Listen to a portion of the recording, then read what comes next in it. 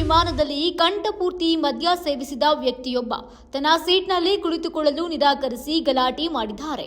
ಇದೇ ಕಾರಣಕ್ಕೆ ಕೆಲ ಹೊತ್ತು ವಿಮಾನ ಸಂಚಾರದಲ್ಲಿ ವ್ಯತ್ಯಯವಾಗಿದೆ. ಘಟನೆಯ ವಿಡಿಯೋ ಸೋಷಿಯಲ್ ಮೀಡಿಯಾದಲ್ಲಿ ಭಾರಿ ವೈರಲ್ ಆಗಿದೆ.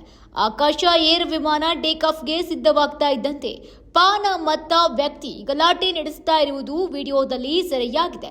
ಕೂಡಲೇ ವಿಮಾನ ಸಿಬ್ಬಂದಿ ಧಾವಿಸಿ ಪರಿಸ್ಥಿತಿಯನ್ನ ನಿಯಂತ್ರಣಕ್ಕೆ ತಂದರು. ದೀಪಾವಳಿ ಹಿನ್ನೆಲೆಯಲ್ಲಿ ಬೆಂಗಳೂರಿನ ಇಸ್ಕಾನ್ ದೇವಸ್ಥಾನದಲ್ಲಿ ಗೋವರ್ಧನ ಪೂಜೆ. ವಜ್ರವಾಸಿಗಳನ್ನ ರಕ್ಷಿಸಲು ಶ್ರೀಕೃಷ್ಣನು ಗೋವರ್ಧನ ಬೆಟ್ಟವನ್ನ ಎತ್ತಿದ ದಿವ್ಯ ಲೀಲೆಯ ಸ್ಮರಣಾರ್ಥವಾಗಿ ಕಾರ್ತಿಕ ಮಾಸದಲ್ಲಿ ಗೋವರ್ಧನ ಪೂಜೆಯನ್ನ ಆಚರಿಸಲಾಗುತ್ತೆ. ನಟ ನಿಹಾಲ್ ಪಿಳ್ಳೈ ಮಲಯಾಳಂನ ಹಲವು ಸಿನಿಮಾಗಳಲ್ಲಿ ನಟಿಸಿ ಖ್ಯಾತಿ ಪಡೆದುಕೊಂಡಿದ್ದಾರೆ.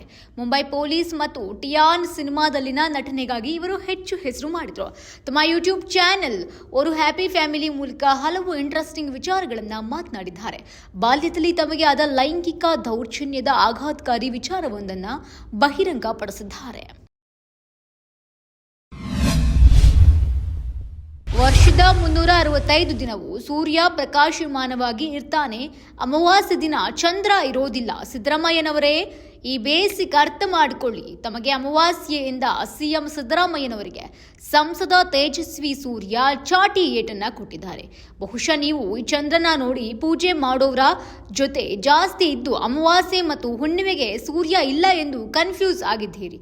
ರಾಜ್ಯ ಕಾಂಗ್ರೆಸ್ ಸರ್ಕಾರದ ಆಡಳಿತವನ್ನ ಕರ್ನಾಟಕಕ್ಕೆ ಹಿಡಿದ ಗ್ರಹಣ ಎಂದಿದ್ದಾರೆ ತೇಜಸ್ವಿ ಸೂರ್ಯ. ಮತಾಂತರ ಆಗಲು ಒಪ್ಪದ್ದಕ್ಕೆ ಮದುವೆ ನಿರಾಕರಣೆ. ಪ್ರಿಯಕರ ಆರೋಪಿ ಮೊಹಮ್ಮದ್ ಇಶಾಕ್ ವಿರುದ್ಧ ಎಫ್ಐಆರ್ ದಾಖಲಾಗಿದೆ. ಮತಾಂತರ ಆಗಲು ನಿರಾಕರಿಸಿದ್ದಕ್ಕೆ ಪ್ರೀತಿಸಿದ ಯುವತಿಗೆ ವಂಚಿಸಿದ ಮೊಹಮ್ಮದ್ ಇಶಾಕ್ ಸಂತ್ರಸ್ತೆಯಿಂದ ಎಚ್ಎಸ್ಆರ್ ಲೇಔಟ್ನಲ್ಲಿ ದೂರು ದಾಖಲಾಗಿದೆ.